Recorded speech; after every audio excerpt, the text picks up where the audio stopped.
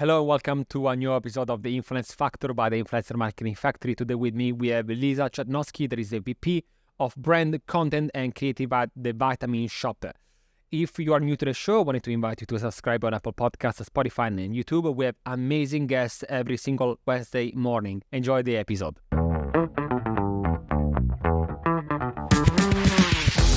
Hey Lisa, welcome to the show. How are you? Hi, it's good to be here. Thanks so much. Absolutely. Today it's an interesting episode.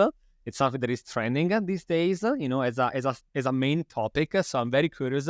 Myself, I know a little bit of something, but I'm definitely not updated of the latest things. So I'm very curious to talk about, the ins and outs of what is happening, right? But before we get started, I would like to try a new format. You're going to be the first actually one, trying with this one. It's very easy, just to present yourself in 1 minute or less. And we're going to, follow this structure called the map. So basically, we're going to start with your mission. So what do you want to achieve? What do you aim to achieve? And then the achievements. So any previous, milestones in your career or life also. And that's what is the purpose.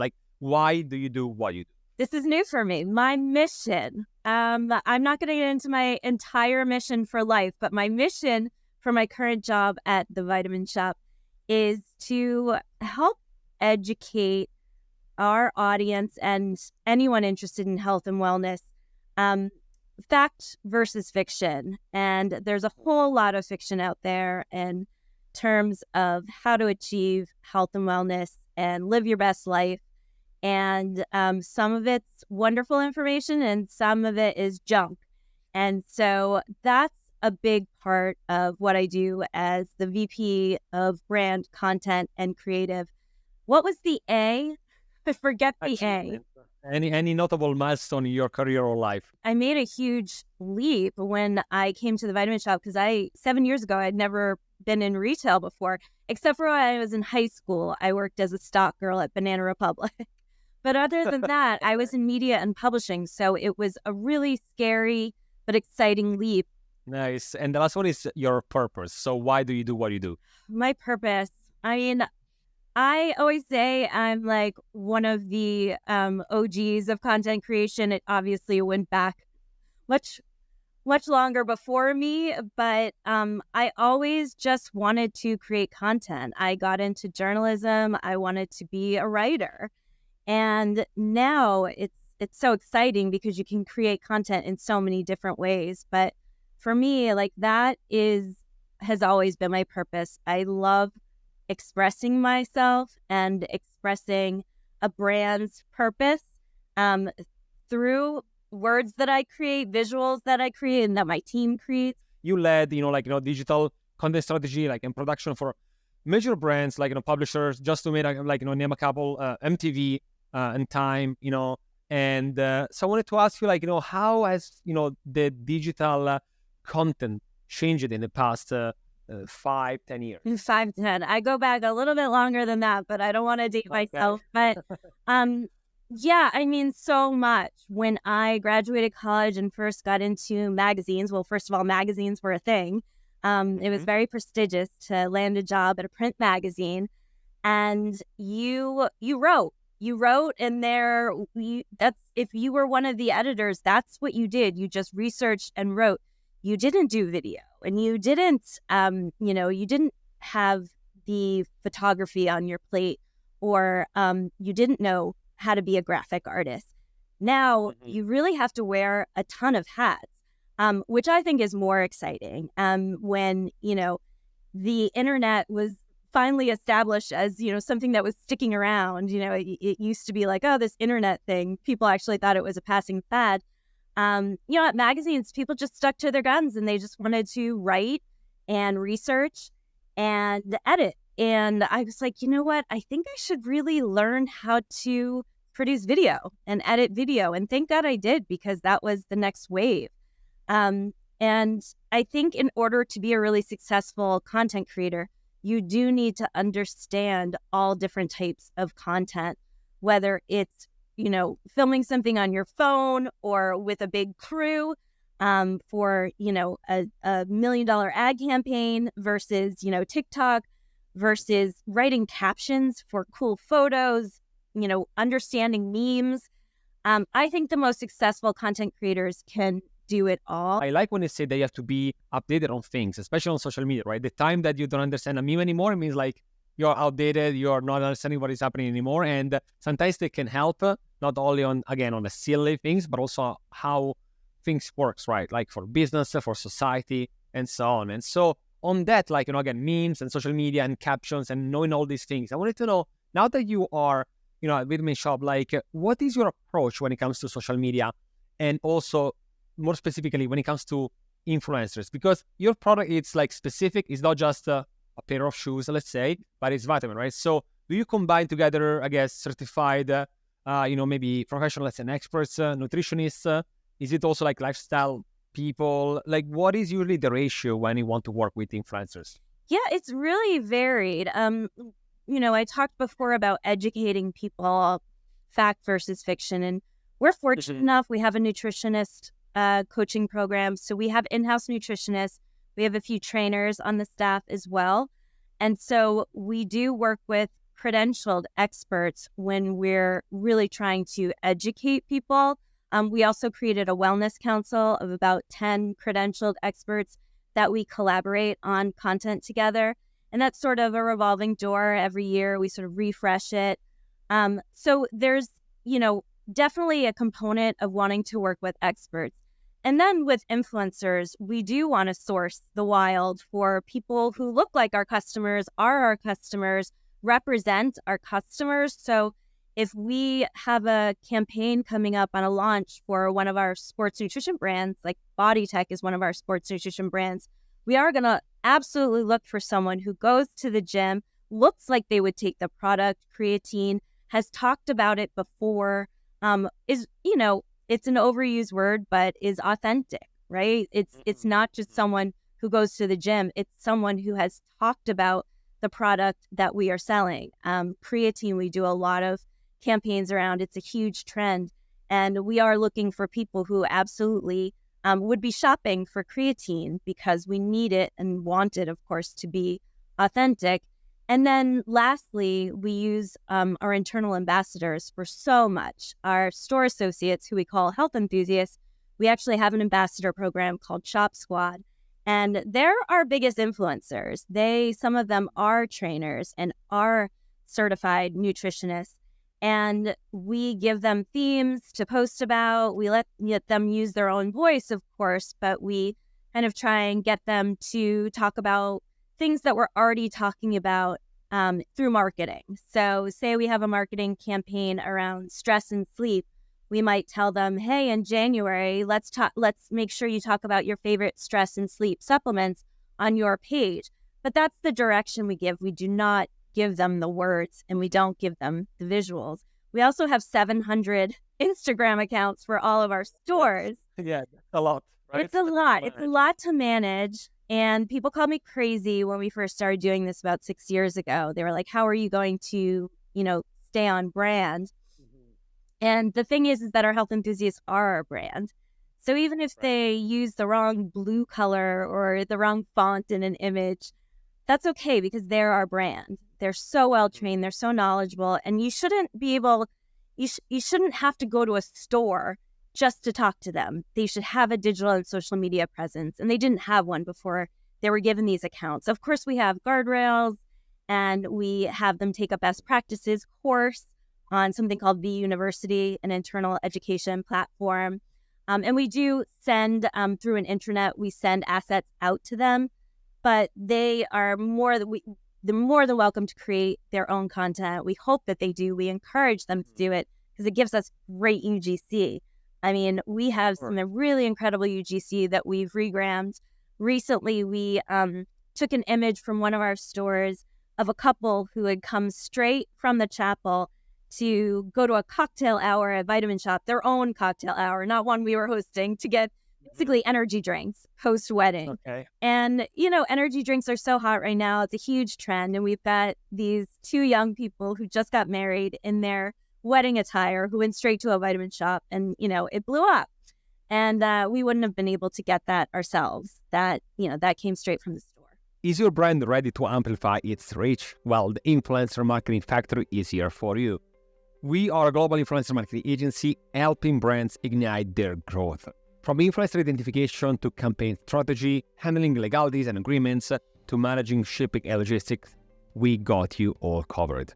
We work with hundreds of brands across different verticals, from Fortune 500 companies to direct-to-consumer brands. And we don't just stop there. With detailed ROI analysis, we help brands like yours measure success, transforming impressions into conversions.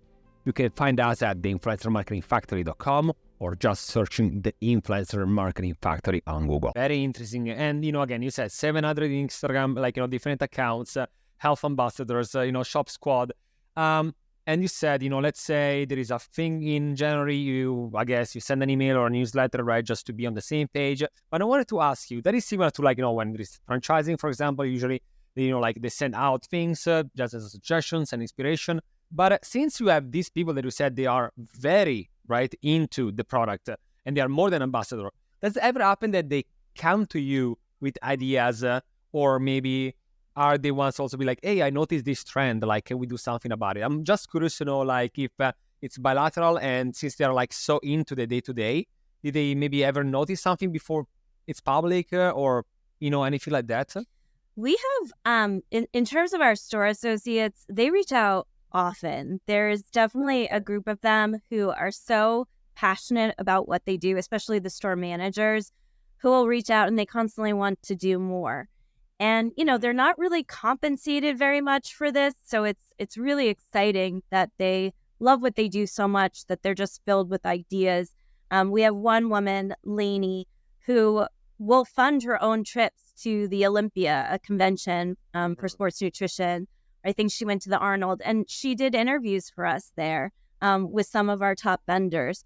So, internally, we've got some really excited staffers.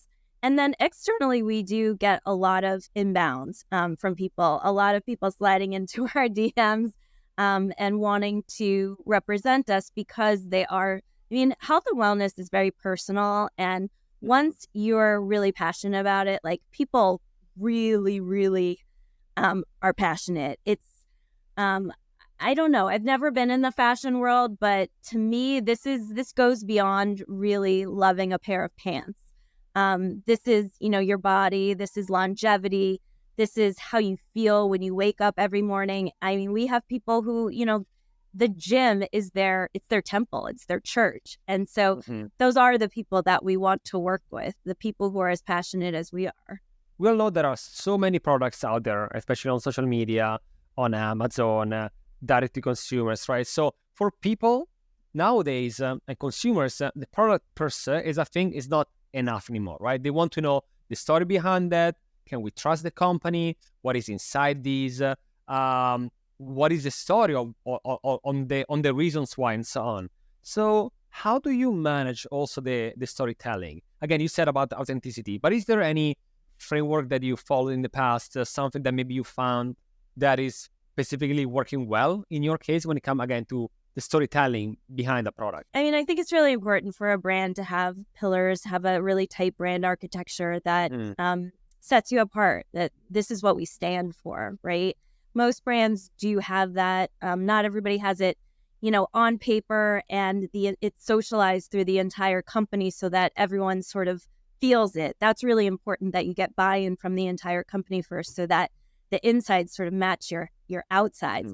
But ours are quality, innovation, and expertise. And they were developed because the research every year from our customer comes back as this is what sets us apart. Our customers, and we don't have a huge brand awareness, but we know that the people who are current customers value us for the quality that we stand for, the new trends and innovation that we bring in because we're specialty. So we're first to market with a lot of them. And then again, our expertise. So for my job, I really lean into that expertise pillar and make sure that we are set apart by that. Now, that doesn't mean other retailers aren't fast on our tail. Everybody's selling health and wellness products now. And so they're definitely trying to catch up and they are, doing outreach to their own experts. And so we constantly have to continue to evolve that strategy. We are doing a CTV campaign in September where we really lean into our brand pillars and why expertise is so important. And we really highlight our health enthusiasts and how well trained they are. Because again, we know we did the same research this year, same results came back, that that's what people value, that they can go into their local store. They know the name of the person. It's like Cheers. I'm probably dating myself, but everybody knows your name, right? And they can trust that the information is going to be accurate, and that when they bring something home and ingest it, that it's going to be a quality product, because that can be scary buying supplements on Amazon, who knows what you're getting. And so we really need to be trusted. And so the expertise really helps with that, making sure that we have these credentialed experts who can speak to fact versus fiction. What are some of the don'ts that come to your mind when it comes to specifically in your industry? So on social media, what are one of those things that you would avoid if possible? Let's see. I mean, I think you really want to avoid jumping on every single trend, right? You need to embrace the ones that you can say, okay, this works for our brand, right? Like, we can put our own spin on this. But there are so many out there every single day. And don't get me wrong, we love trending sounds. We have a lot of fun. We have dollar drinks every weekend, and we do video. Our social media manager is great. She stars in a lot of videos that have trending sounds to them, but you can't jump on everything, right? Especially when you've got videos out there, the hashtag, like, I remember there was healthy Coke, right? Like, there's no such thing as healthy Coke. I think it was like balsamic vinegar and seltzer or something like that. We got our nutrition out there to be like, no, this will actually, rip the enamel off your teeth. So that's where sort of it comes into play, where we might have our nutritionists come on and we can speak to a trend, but we may have to debunk it. But also, I just do think that you lose a certain amount of credibility if that's all you're doing is chasing trends.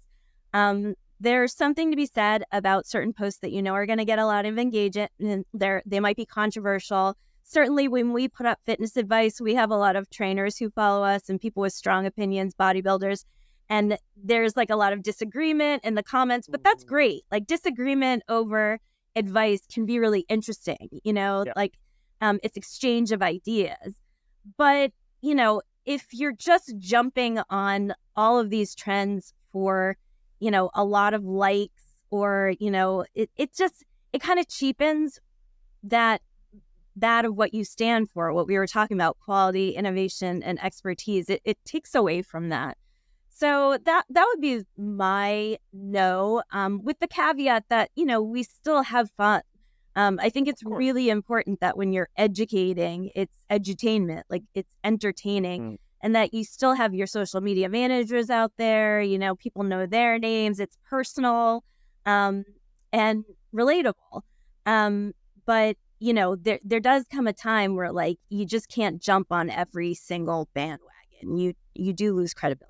It makes sense also for the, easy short-term win versus the long-term authority of your brand, sedimentation of the brand values, right? Also, we saw so many brands, right, like winning, as you said, like with millions of likes, but then, basically they lost their own identity because they were jumping, as you said, every single day on something different. And then it was like, okay, so today they're saying this, tomorrow they're saying something else. Who are these people? So I do see your point on that. But also having fun, right? You still want to have fun whenever possible, because that's also what consumers are expecting from you, right? Information, but also with entertainment and engagement, right? So it's a lot easier to learn when you're laughing, and that's why I love a good meme. I am constantly blown away by how clever the internet is. Like, there are some things that just make me laugh out loud. And, going back to the way I learned as an editor and a journalist, like, I never thought that this would be, a form of content creation for me. But there's a lot of thought that goes into these. There's a lot of work behind it to make a really viral meme. And I appreciate it so much. Like, I really am blown away all the time by the creativity I see on all of these platforms. Totally. The other day I was on TikTok and I was watching these videos about like explanation of astrophysics and expansion of the universe.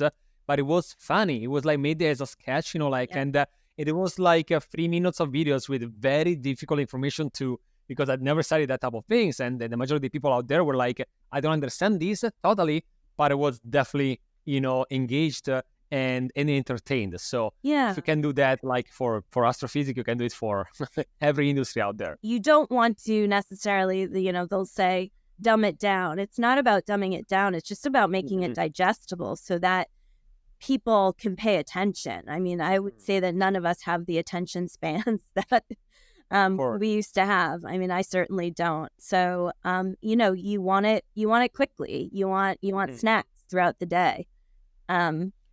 That's why, I'm obsessed with these New York Times games like Wordle and Connections. It only takes me like a little bit of time each day to get my brain power going. I don't want to sit down though and play a full game of Scrabble. I don't have time for that. It's a good example. Yeah, I think that people like gamification in things, right? Yep. Anywhere it's possible, something is quick, but still keeping your brain active. And so you said before, let's not jump on every trend, right? But there are some that might be interesting.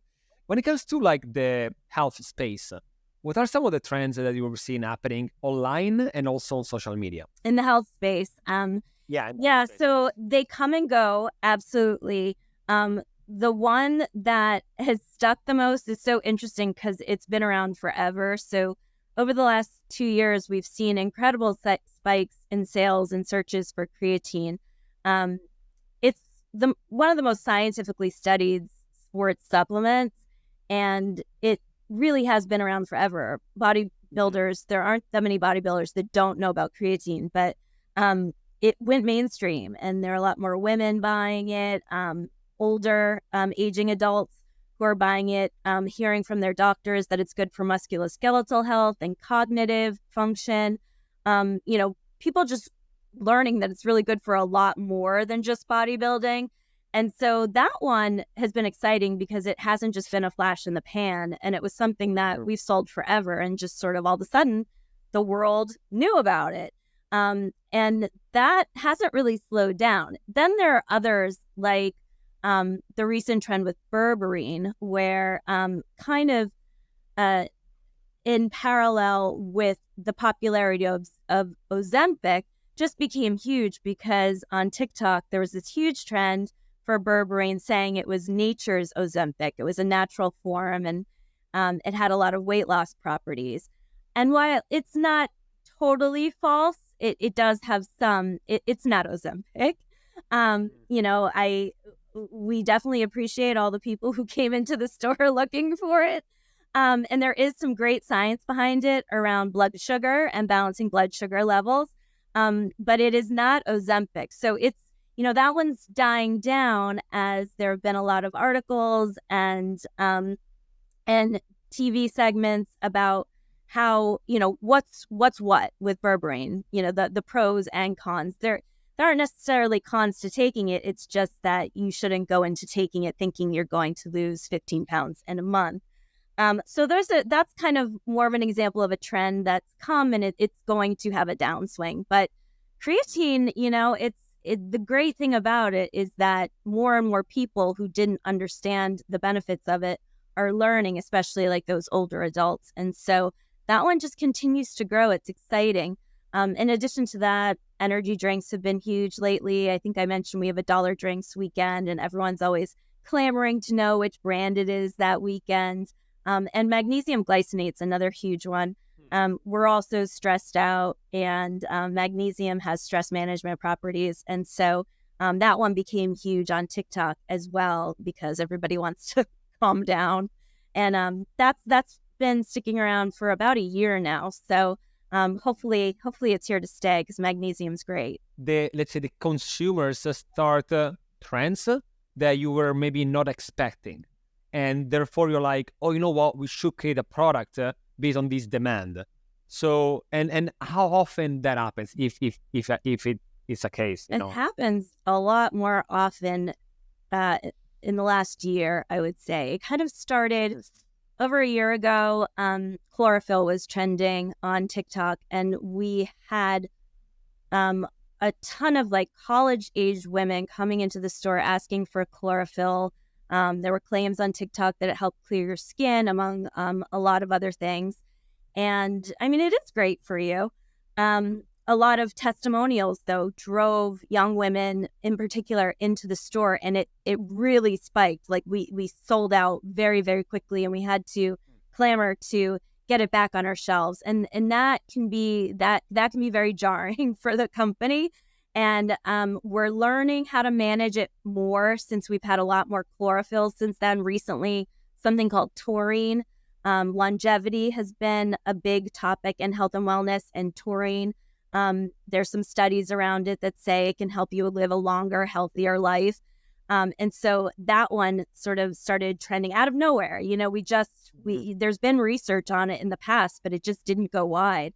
And a newer study really just stuck and hit a lot of news outlets. And so, you know, our inventory team is definitely trying to manage, okay, how do we react quickly to this demand?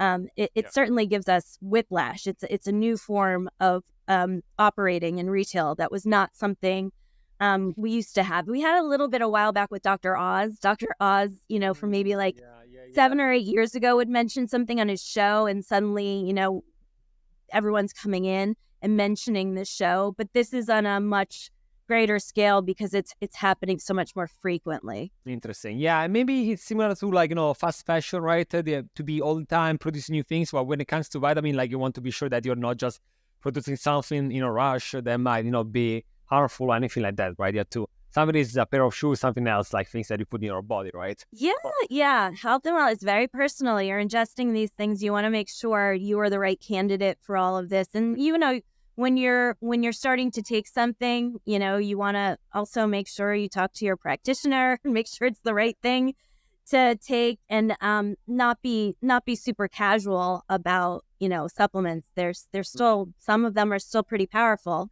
and you need to make sure there's no medical interactions. And so it is interesting when all of a sudden something like milk thistle, which is like for liver health, like pops up, and people are using it for a totally other condition, or for something that, you know, isn't what it may have been originally intended for. And you just want to make sure that they understand, you know, what its limitations might be. Yeah. So, I mean, let's say that nowadays social media, it can be a very great source for information with a very good amount of like experts on, right? That can give you right piece of advice, but at the same time, be cautious, right? Just in understanding what is good for you, what is not, right? Just person is different, right? So it's the typical, like, you know, double effect of social media. A lot of information, just understanding, you know, which one are the good ones for you or not. And, you know, Lisa, I asked you like many different things today, especially like, you know, influencers, social media experts, what is trending and so on. In the last few minutes that we have together, is there anything else that I didn't ask you today that you are either excited to talk about, or something that you're very focusing on, something that you're following these days? The most exciting part of my job and what I'm so focused on is that I really don't know what's going to happen the next day, you know, coming off of this conversation about trends. And we just never know what's going to happen and what's going to bring people into our stores and send them to our website. And that's a totally different way of functioning than I had when I came in 7 years ago. And there were certain products and brands that just always sold, and they were your top 10. And you really got behind them and had these partnerships. But nowadays it moves, you know, retail moves fast, but it moves even that much faster because you have to be so nimble and ready for anything. And that is kind of, you know, it's sort of like you just don't know what to expect. And so inconsistency is the only consistent thing that we have, is, you know, all of a sudden something that may have been selling so well for a year, suddenly it's off the map. But we've got something new and a new brand that is really getting people excited. I would also say on top of that, you know, we're bringing in a lot of new DTC brands. And that's been very interesting because they have their own followings, their own audiences. And so there's strength in numbers. We, of course, are evaluating them to make sure they kind of line up with our brand values. But as we bring them in, they also have these amazing brand ambassadors. So what's fantastic for us is that it's not all on us to go out and do it. It's really about collaborating. We have a partnership with Raw Nutrition and Chris Bumstead, a really famous bodybuilder. He 4 times Mr. Olympia Classic Physique. I think I said that right. He has such a huge fan base, and his product really, really hits with the audience more so than your typical like A-list celebrity. We've brought in brands where an A-list celebrity has been attached, a few of them, and they haven't really gone anywhere because it's lacking some of that authenticity. Chris helped, develop these products. He's part owner, a founder, and he really believes in them and takes them to help with his career. And it's the believability is there. And, there are people who really, really look up to him and want to train like him.